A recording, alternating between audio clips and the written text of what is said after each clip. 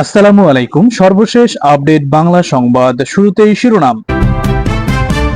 ফেরাউন হিসেবে পরিচিত সাবেক রেলমন্ত্রী মুজিবুলের অপকর্ম ফাঁস।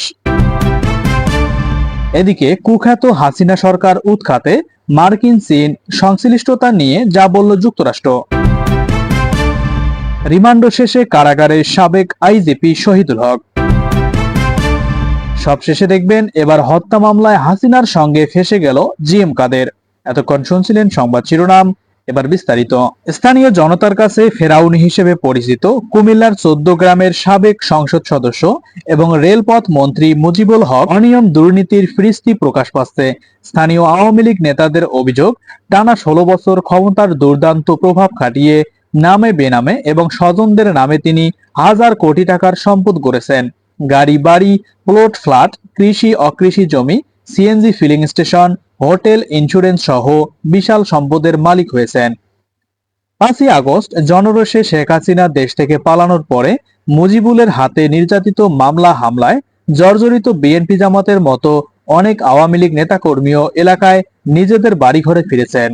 মুজিবুল এবং তার পরিবারের সদস্যদের অত্যাচারে অসংখ্য তৃণমূল আওয়ামী লীগ নেতাকর্মী দীর্ঘদিন এলাকা ছাড়া ছিলেন।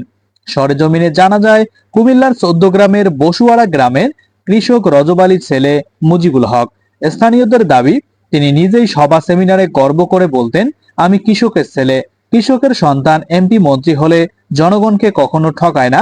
নিজেকে বারবার কৃষকের সন্তান পরিচয় দিলেও প্রতিনিয়ত তিনি জনগণকে ঠকিয়ে নামে বেনামে দেশ বিদেশে সম্পদের পাহাড় গড়েছেন। মাদক চোরাচালান এবং অস্ত্র কারবারে জড়িত মুজিবুল হকের ভাতিজারা। তিনি রেলপথ মন্ত্রী থাকাকালীন খালাসি পদে 8 শতাধিক জনবল নিয়োগ দিয়ে কোটি কোটি টাকা হাতিয়ে নিয়েছেন। এদিকে বাংলাদেশের শিক্ষার্থীদের নেতৃত্বাধীন সরকার বিরোধী বিক্ষোভে জড়িত থাকার গুজব উড়িয়ে দিয়ে যুক্তরাষ্ট্র জানিয়েছে তারা অন্তর্বর্তীকালীন সরকারের সঙ্গে কাজ করতে আগ্রহী। সোমবার 9 সেপ্টেম্বর মার্কিন পররাষ্ট্র দপ্তরের নিয়মিত প্রেস ব্রিফিংয়ে উপমুখপাত্র বেদান্ত প্যাটেলকে এক সাংবাদিক প্রশ্ন করেন।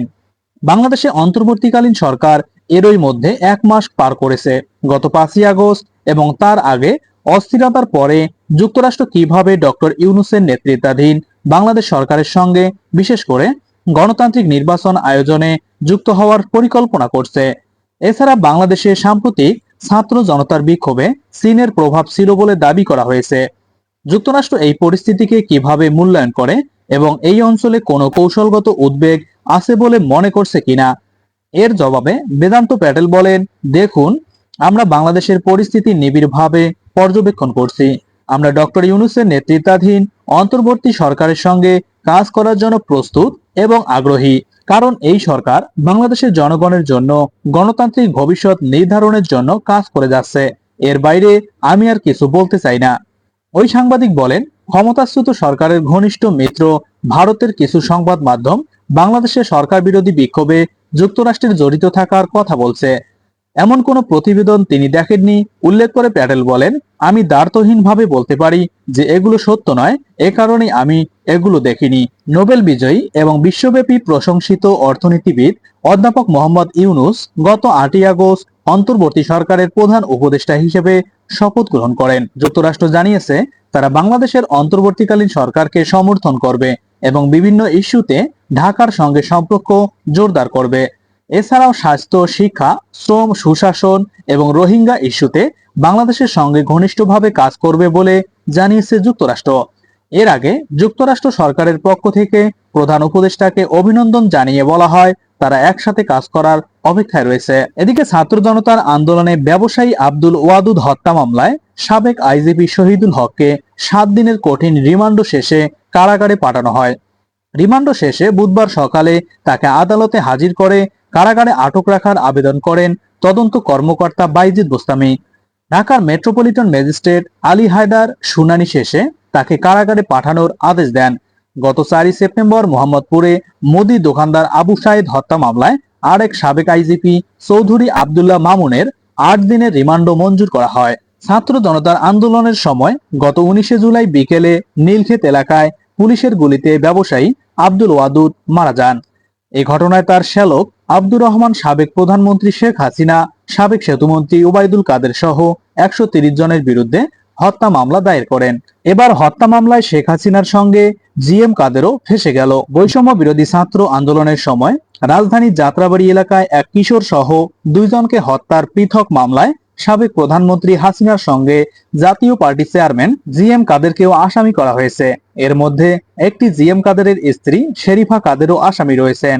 ছাত্র আন্দোলনের সময় মাহমুদুল হাসান জয় নামের 14 বছরের এক কিশোর নিহতের ঘটনায় মঙ্গলবার 10 সেপ্টেম্বর ঢাকার মেট্রোপলিটন ম্যাজিস্ট্রেট সাদ্দাম হোসেনের আদালতে একটি মামলা হয়েছে। সেই মামলায় হাসিনা, জিএম কাদের সহ 37 জনকে আসামি করা হয়েছে। নিহত কিশোরের পূর্ব পরিচিত দাবিকারী রাজধানীর মোহাম্মদপুর থানার 7 মসজিদ হাউজিং এর বাসিন্দা মোহাম্মদ রবিউল আউয়াল এই মামলা করেন। মামলার অপর আসামিরা রয়েছেন শেখ হাসিনার বোন শেখ রেহানা, মেয়ে সাইমা ওয়াজেদ পুতুল, ছেলে সজীব ওয়াজেদ জয়, সাবেক সড়ক পরিবহন মন্ত্রী ওবায়দুল কাদের, সাবেক স্বরাষ্ট্রমন্ত্রী আসাদুজ্জামান কামাল, সাবেক আইজিপি চৌধুরী আব্দুল্লাহ মামুন সহ আরো অনেকেই। মামলায় বলা হয়েছে, গত 18 জুলাই দুপুরের পর বাদীর ভাই মোহাম্মদ ওয়াসিম বাসা থেকে বৈষম্য বিরোধী ছাত্র আন্দোলনে যোগ দেওয়ার জন্য বের হয়েছিলেন। বিকাল 4:30টার দিকে ওয়াসিম শেখ যাত্রাবাড়ী থানাধীন কাজলা টোল প্লাজা সংলগ্ন পাকা রাস্তার উপর আন্দোলনকারীদের সঙ্গে যোগ দেন। ওই সময় এলোপাতারি গুলিতে অনেকেই মারাত্মক জখম হন। বাদীর ভাইও গুলিবিদ্ধ হয়, তিনি ঘটনাস্থলেই মারা যায়। মামলায় অভিযোগ করা হয়, অবৈধভাবে ক্ষমতায় থাকার জন্য সাবেক প্রধানমন্ত্রী হাসিনা ও তার মন্ত্রী পরিষদের সদস্যরা পুলিশ এবং আওয়ামী লীগের নেতাকর্মীদের ব্যবহার করে ছাত্র আন্দোলনের দমনের উদ্দেশ্যে ঘটনাস্থলে ছাত্র জনতার দিকে গুলি ছোড়ে। পরিকল্পিতভাবে ওইভাবে গুলি ছোড়ার কারণে বাদীর ভাই ঘটনাস্থলেতে গুলিতেই নিহত হয়। এটি পরিকল্পিত হত্যাকাণ্ড। প্রিয় বন্ধুগণ, এই ছিল আজকের সর্বশেষ বাংলা সংবাদ।